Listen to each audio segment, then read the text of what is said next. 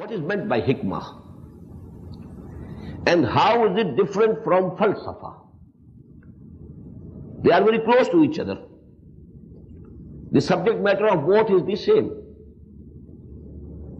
Hikmah also wants to solve the mysteries of nature. Philosophy also wants to understand what is this existence, what is the nature of existence. So actually the subject matter is common. But there is a world of difference between hikmah as given in Quran and falsafa or philosophy as we know it. What's hikmah?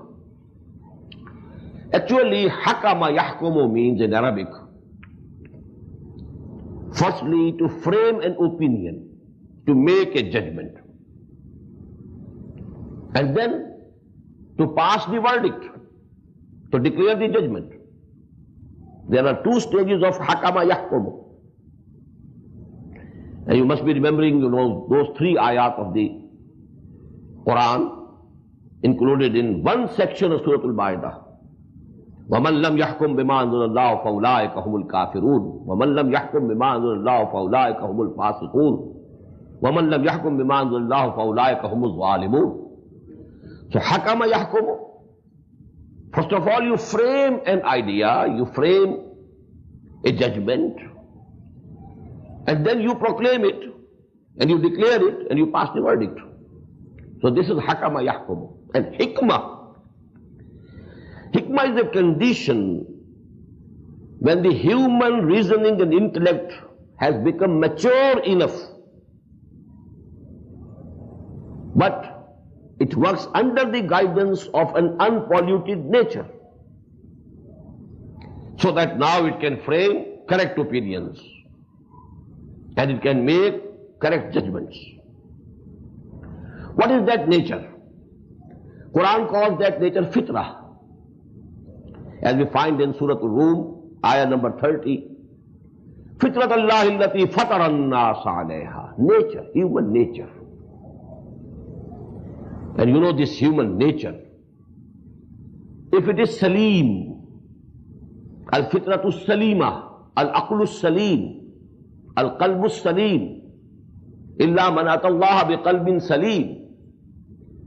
When this nature, human nature, is unimpaired, unpolluted, unperverted, actually it leads the human reasoning in the right direction. And then you reach the realities of this universe. You recognize Allah. You realize Allah within your own self. And you can yourself reach the conclusion that this world of ours and this life that we are passing here, it is not sufficient. There must be another life. There must be another alam. How? That I will explain, inshallah, very shortly. Now, if you compare this hikmah to philosophy, what's the difference? In philosophy we find pure reasoning. Now this word I borrowed from Kant, as I told you. He wrote a very epoch-making book, and that is, so to say, the opening book of the modern era in Western philosophy. Critique of pure reason. When you are going only through reason, you are ignoring what your intuition is telling you, what your nature is guiding you. You are not taking to the guidance of your nature, your intuition, something within you, and you want to only follow the reasoning, pure reasoning. The inevitable result of the philosophy, which is based on reasoning and logic only, is either agnosticism or skepticism. Either man says and is compelled to say, we cannot know anything. This cannot be solved. We cannot know what is reality. Agnosticism. Knowledge impossible. Or skepticism. irtiyabiyah.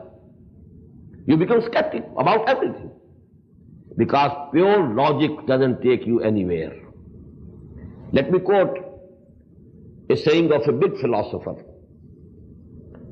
He defines philosophy as, philosophy is the art of finding bad reasons for what man believes intuitionally. There's something within you, and that gives you some guidance. And now you are trying to rationalize it, to find reasonings for it, some logical proofs for it. So actually, philosophy is the name of finding bad reasons for what you believe intuitionally, or you believe on instincts. So actually philosophy, pure philosophy, you must have pondered over this word. What is this word philosophy? Philo means language. Philology is the science of language.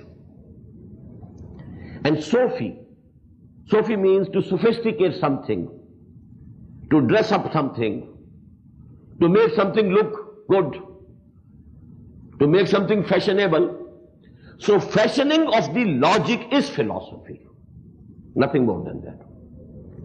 But when this faculty of reasoning, it takes the guidance of the nature, both things going side by side, now the results will be correct.